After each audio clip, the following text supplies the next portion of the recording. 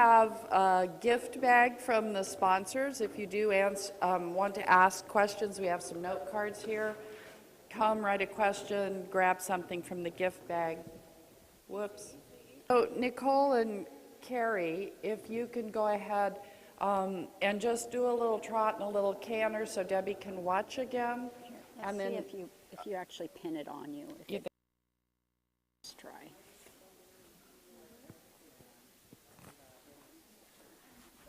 Just try. That might not be. That may turn it this way, maybe.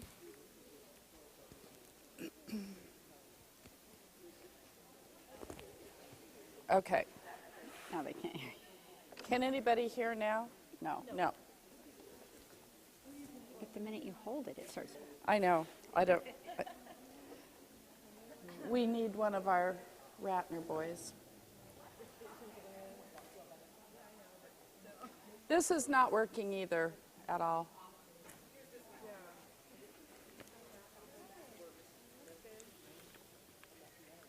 This has, I need one with a little fuzzy on it. This has too much feedback. Okay, we'll try this. You want, if you just maybe we'll try get this fuzzy, one. it might work. So while you all are warming up a little bit, I'll answer a couple of questions. One is regarding the 20-meter stretch circle at training and first level. And the question is, when should you start the stretch?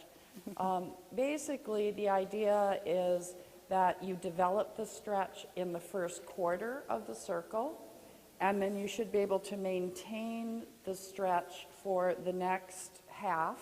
And then the last quarter, you would be shortening the reins and bringing the horse back up so that when you touch C or E, wherever the circle happens to start, that would also be the place where the horse would be back into the frame for the working trot.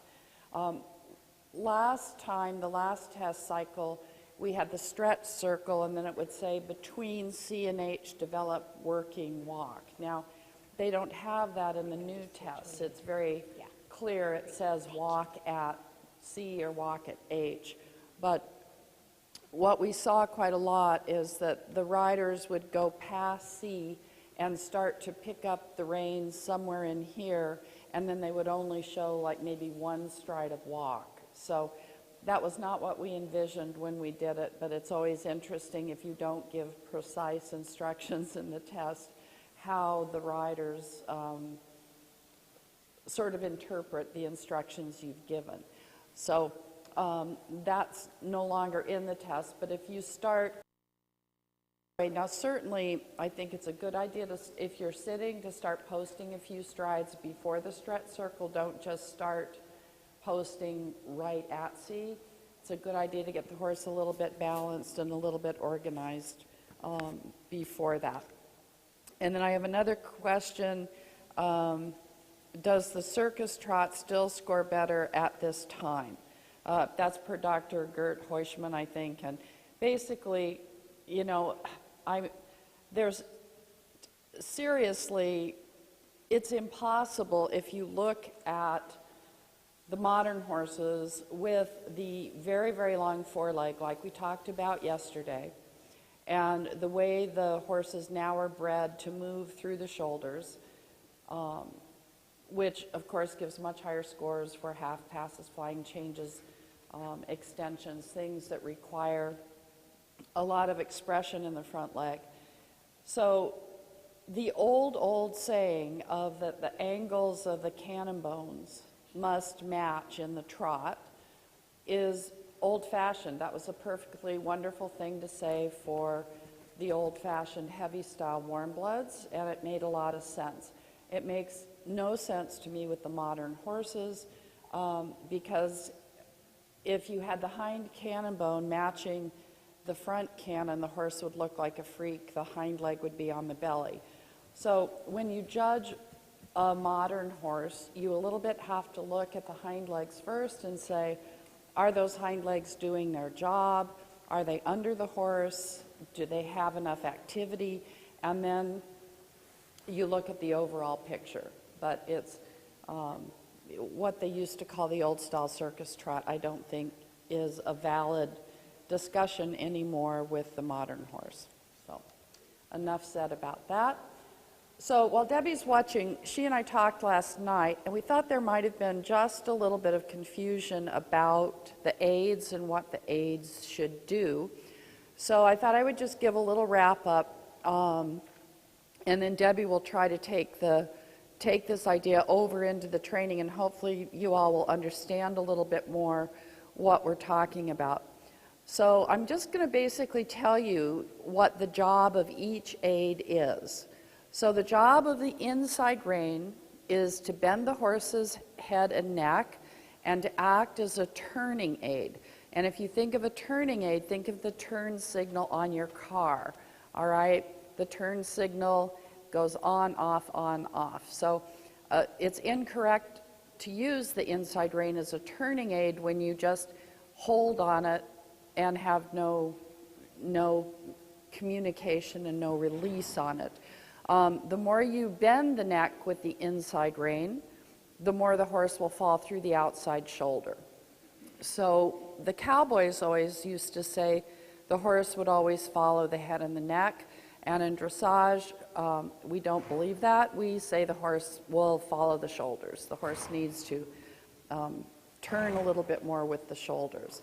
The outside rein is in charge of the speed. So if you hang on the outside rein, you can slow the horse down. It's also in charge of how much bend the horse has, so you can make the horse straighter with the outside rein. You can restrict the bend, or you can allow too much bend by giving too much on the outside rein. The outside rein's also in charge of the shape and height of the neck. So if you're riding, you have to be a rider and look at the neck and say, where's my problem? Oh gosh, I have a lot of bend, but my horse's head is up. Or my horse's neck is too short and too restricted, so I need to use those reins a little bit more as a team, a little bit more in harmony. So all of our aids, we don't have one aid that's more important than the other. They have to work together. The inside leg is at the girth, and some of you had your inside leg too far behind the girth, too far back. So you have to think of your inside leg as a post that the horse wraps himself around. The inside leg's also in charge of the go forward part of your movement. Outside leg behind the girth displaces the hindquarters to the inside, keeps the horse from having the haunches falling out. And your weight and what your seat does can help influence, again, the direction of the horse, and also tell the horse to collect, stay a little bit more under you, or if you open your seat, it can also act as an aid to allow the horse to go more forward. So when we first start with these young horses, sometimes it's 90% inside leg, 90% outside rein, and eventually by the time you get to Grand Prix, it's a lot more subtle, and it's about 10% rein aids, and the rest of the aids are done with the seat, the weight, and the communication with the legs. So hopefully that makes things a little bit more clear. And I guess the most important thing is just to remember that if you have one aid that's always dominating your riding, you need to rethink that approach. Okay, everybody can hear me? How come the minute I touch a microphone, It's not. it is something with me? We need the volume. Hello. It's my singing. Hello, hello. It is on. I'll turn it off and back on. Is that better? Still not very loud, is it? No. Okay, well, you're just going to have to bear with me. I might have to just scream. Test. So just watching the warm-up, Nikki, I really do, I like the way you come out and you work with her. I like the way you already are asking questions. She's, you know, starting a little bit of shoulder in, haunches in, maybe half pass it. You right now, which I think will help you further not only the advancing the levels is a little bit the position, okay? Your rein length is a little too long. You get a little comfortable with it a little too long. So therefore, when you start to move up the level, more to where you can add a little more power into that, she doesn't have to go running off her feet. That, and then just trying to get your leg to where you just let it hang a little more. For me, your stirrups are too short because there's just too much angle. Do you agree with me there, Janet? Janet? Janet? Yes. I'm texting Noah to help do something about the sound. Don't you agree with me that she could drop her stirrups a hole? Yes. Okay. So I would like to try that for a moment. I'm texting Noah.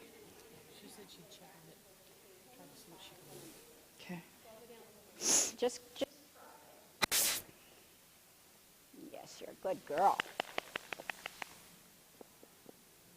Evan. Because what I'd like to see after you get the other one done, then we'll talk about that.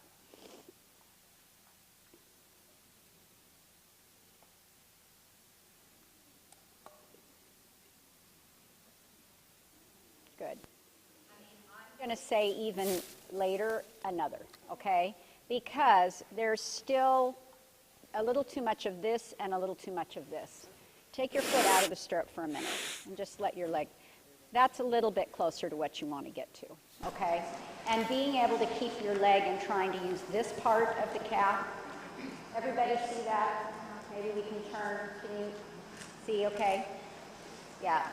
So if she was just to barely do that, keeping this part as long as possible, and then keeping this and trying to use more this, and she's going to be at a little disadvantage. I've never had this problem because the way the mare's belly comes in, sometimes the only way you can get contact is to actually turn your toe out and use your spur on them that way. You can see if she lengthened her stirrup much more, she's going to have that issue.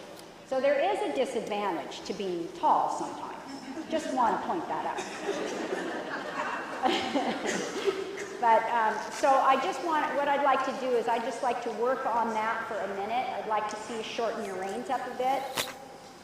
And I want you to think about keeping your elbows a little bit like almost to the point where they're almost right in front of your body a little bit with a little bend. That's it. Now think about your lower leg. See how you keep pulling it back to gain. And I get it because it's where her belly hits. But just so if you need to use it, and then try to let your leg hang. And this is the most impressionable time on these horses. So this is where you guys really, really, really need to focus on what I've been talking about, is that reaction, okay? It's not too young that when you put a little bit of leg that you don't let yourself keep aiding, okay? Her job is to take you. Good. And then let's pick up a little trot. Now you sit back and tall, and you push your heel down a little bit in front of you, and keep your shoulders back, further back. Yeah, really tall. That's a girl, and not too high in your hands, so that means shorten your rein even a little more. And then exactly, now when she came up there, that's where I want her to stay, but I want her to stay there with the half halt and the fact that you're pushing her through with your seat, not higher in your hand. That's a little bit of a habit. Yep. And then that just means when you drop the hand, you don't want to drop the connection, okay? Teach her to carry a very steady connection. That's it, little outside rein again. Make sure she stays on the rail from the inside leg. Your hands raising again. Yep. And keep riding her a little forward. Good. And try to, make your point with your left leg and then try to wean off that inside rein for a split second. So she's allowed to stay on your hand, but not be rude about it. It's okay. Yep. And again, that's all right. Just lower your hand a little bit and try not to take away from her, but just support what you have. Outside rein, inside leg. Lower that left hand. It's hard. Now straight ahead. And that's it. Now push her a little forward there, a couple steps. Don't raise the hand when you do it. There, pet her on the left. Now push her again, a little bit. Now pet her again. Let her get comfortable there and you get comfortable there. Excellent. Don't start picking and lifting. That's it. Shoulder in a little bit. That's plenty of angle. And again, use your half halt on the outside rein, inside leg, and then try to get to where you don't need that left hand. Because I can see from here, even though you're going away from me, that left hand almost crossing the neck a little bit, okay? So what that tells me is she's not listening to your outside rein and your inside leg, just at the girth. Don't take it too far back. And I would really accept a lot less angle right now and just keeping the quality and the forward thought. Good girl. That's it. Good. Raise your hand. Just sit back and rotate. Look to the end of the ring. Look to the end. Yes. Pet her. And keep riding. Good. And pet her again. And keep riding. That's it, girl. Well, now look at me now. Very good. Excellent. Play a little slide punches in when you're ready. That's okay. Lower the hand, half halt. Half halt and then ride a step forward with not hanging on her. Yeah. So the half halt keeps her a little up. Yeah, don't raise the hand, don't raise the hand. Yeah. Exactly, half halt. Now go out and take a couple steps towards a little bit of a leading drop. That's it. And then bring it back. Outside rein, control it with the outside. Control the speed with the outside, bring it back. Hands a little high. Yeah. There, pet her, pet her. Yes. There. Now, that girl. There. Exactly. Hands are long. I can see there. Way too much daylight between your elbows. And straight ahead. So that's something you need to think about. When you're, look at me. When I'm from behind, this is kind of what I see. Okay? I don't want to see a chair there. I want your arms in front of you, your elbows closer to your side, and ride her forward to the end of the ring. Yeah, shoulder, lower the hand. And just keep them there. Fingers closed. Don't make a lot of busyness with your hand. There. Little half halt, outside rein. When you feel her come up, then leave her alone and let her take that forward. Yes, beautiful. Outside rein, and then let her take it forward. You're laying down. Good, pet her. Good job. I like that. Very nice. And play a little bit of hunches in. And just think, don't just let it develop over a little few steps. Plenty. Make her think to the end. Now, your hands are coming high. Yeah, shorten and keep those wrists and those hands quiet. Good. Let her stay in the hand like that. And pet her. Very good. Yeah, when she starts to roll along, just let her hand raise high. There, that little half halt. Perfect. Exactly. And out. Very nice. And let her have a walk. So you have to be kind of your own teacher. You know what I'm saying? Especially if you don't have somebody that picks on you a lot. Because we all have to do that. I mean, that's our job, you know what I'm saying? Because otherwise, you really need to teach her to take you, to carry herself.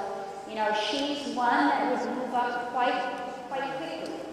And in her case, I would say that's not a dangerous place to go, because as long as you don't expect it to be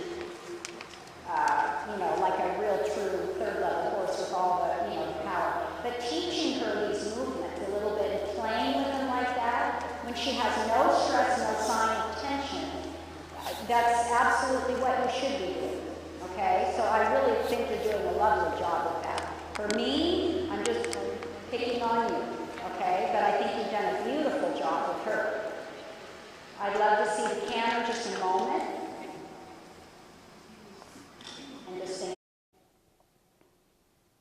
And just think even there about your heel. Yep, It's just thinking about letting it hang occasionally, you know what I mean? Just keep telling yourself that. And then really thinking with as far as your wrist and fingers go, you can keep your hand softer and you can close it a little tighter. Try not to do too much through this kind of motion. Do you know what I'm saying? It's okay, just walk again. Now in this case, I would want you to take her a little rounder from the outside rein first. And this is where you really want to start thinking, okay, now my job is thinking now more towards flying changes, okay? So when you bend her to pick up the canter, you're teaching her that the neck bend is how she picks up the canter, not listening to your leg. Just wake her up a little bit with your inside leg for a minute and then quietly move it forward. Don't bend the neck. Hold her on the outside and let her outside take her around. That's okay. But when she comes up, she cons you into just pulling back. Just soften her on the left side a little bit. Get her off your inside leg a little. Good. And again, when you go to canter, just hold her through the left rein a little bit and let her make a mistake. It's okay. Move your leg forward. Very nice. Good. Now keep that outside rein. And manage, reins are too long to really, really manage with your back and your shoulders. It's not just through the arm. And then a little forward. Yes, a little bigger yet. And allow her to cover ground. A little bigger yet. Yep. Now you have to hold that with your outside rein. You feel how she kind of sticks her neck out there and kind of bumps it a couple times? You got to just hold steady with a low hand and ride through that moment. Yes, pet her. Good. Now go down the long side. Half halt a little on the outside. Outside. Make her stay there. Steadier. Straight, straight. Not let the shoulder be too far in. That's it. Good. Don't just curl your wrist, right? Atta girl. Inside leg. Bring her back a little. Just regulate the tempo right here for a minute. Not just bringing your hand high. Use your back. There. Now let her go. She answered. Now let her go. You know what I'm saying? She doesn't need to hold collection. You just want her to already feel that she could carry 1 or 2 strides a little. There. Pet her. Lovely. Yeah. And then a little bigger. More ground cover. Give the rein a little to her. Yeah. Let her have a little fun. Good. Now bring it back quietly. Sit quiet. Good. Even when you feel that she's kind of, fumbling a moment, trying to find herself, don't think you need to get too involved. Let her figure it out. The best thing you can do is just stay out of her way. Too much, a little bit on the inside rein here. Don't cross the inside rein, though. That means your inside leg needs to be a little stronger and the outside rein needs to hold her against the rail a little more. Ah, that's it. There. Now go on a 20-meter circle. Wrists are breaking again. Good. I love that. Good. Now let her stretch a little bit. Yeah. And just make sure you keep back. Keep a feel. Always keep a feel. Stretch up. Now don't throw it completely away. She's just stretching to what you give. Now pick up the rein again. And bring her up on the outside rein a little. And yeah, pet her on the inside. Good job. Yeah, feel her collect there. Yeah, beautiful. And you pet her and let her have a break. Excellent job. Really well done. Beautiful. So this is one that really would be really a fun, pleasurable horse to work with. You know, she really has a very good gift for collection. I think she's going to have super, super movement. So just pick on yourself, okay? But you're doing a beautiful, beautiful job with her, okay? Okay. Now we're going to this girl who's a little bit different in the way she thinks. You know what I'm saying? With her, I'm just going to throw this out there because I'm not a fan of rubber bits. And the reason I'm saying that is because they learn to chew them, they learn to pull, and they learn to hang. Okay? all of which she kind of does. She pulls on you a little bit and takes over the scenario. You know what I'm saying? There's so many lovely bits out there now that are not harsh, that still have that, like the new Shula bits. Those are beautiful new bits that have come out. Yes. If she would not take contact in, I was using like a French link. Yeah. French link, pretty big size. Yeah. I tried a bunch of different things. Yeah. Wouldn't take contact. So I went to a Happy Mouth, Yeah. and then it had the bumps in the middle, and it's illegal to show. Right. So I went to that. Yeah. Okay, so But I have, so what I think what you're saying, when she wouldn't take a hold at all in the beginning, those are good for those. But if you leave them in them too long, you kind of need to find that balance now. When you start to play with trying to regulate the trot and canter, and she just motors on through that and doesn't listen at all to that, then that's when you have to think, maybe I'll try to put her back into just a really simple, and maybe the French link was not her thing either. You know what I mean? Sometimes you just have to play with them, play with the bits. And I actually know, if anybody's interested, I know of a girl who has the new thing for new Shula. And you know how these bits are so expensive. You can actually try these bits at no cost and return them or buy them. And there's no, you don't have to commit to anything. But for somebody that has a horse that's a little difficult to fit, sometimes it's a great opportunity to have that. But I'm just throwing it out there because just watching in your warm-up, I see when she gets a little strong and takes over and you're trying to bring her back, she doesn't really come back. And then she gets you a little out of the saddle, and your core then has to be strong enough to support that. So we're going to work on that, okay? I want you to shorten your reins up, and I want you to go to canter, because I think right now when I see some of that, I think that seems to be a place where it can be a little more difficult. And again, keeping your leg down a little bit. Good. And you don't have to pick it up from the walk, okay? You can do it from the trot. But it's got to be, that's it. It's got to be on your aids. And exactly, and with her, not just running. I like your connection, though, better today. Good girl. So play right now before you even think canter. Want you to bring that trot way back. Way back. Sit when you do it. Now don't let her walk. Yep, bring her back again. Think like you're going to do a little western jog. Round her, and then get off your hand. Will she stay there? Now let her trot out. Good. When she starts to take over and get strong in the neck, you need to make those little baby adjustments again. Till you can ride her. She's a little bit high and tight there in the neck again. This direction off your inside leg, and bend her a little there. That's it. For me, yesterday, remember I kept saying the right rein? It's still the right rein this way. You have to just supple her a little and then go a little forward and pet her. When she gives it up, that's getting better. Bring it back, get her off the right leg and rein a little bit. Just bend the neck a little to the inside. Now pet her and go on. Good. And just let her go. Let her find this trot. That-a girl. Exactly. Bring it back again. Little leg beforehand so she doesn't walk. That's a girl. Supple her right when you do it. So you never, right there, when she's against that right side, make her lovely in that right rein, and then pet her and go out. Let her trot a little bigger. Don't chase her.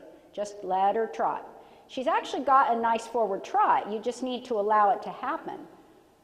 Get her soft right here in the right side. Use your inside leg a little bit. Don't let her run when you do that. That's a girl. Now go a little relax and let her take a bigger trot. Good girl. You have to just remember, catch her before you lose it. Good. And then when you're ready, you think about picking up the canter when you're ready. Don't let her get stiff and tight and your hands high. That's a girl. Quiet. Now regulate her tempo with the outside rein. just a little. And your upper body has to really support you right now. When she looks up, your job needs to be to make her a little bit rounder and softer in her back.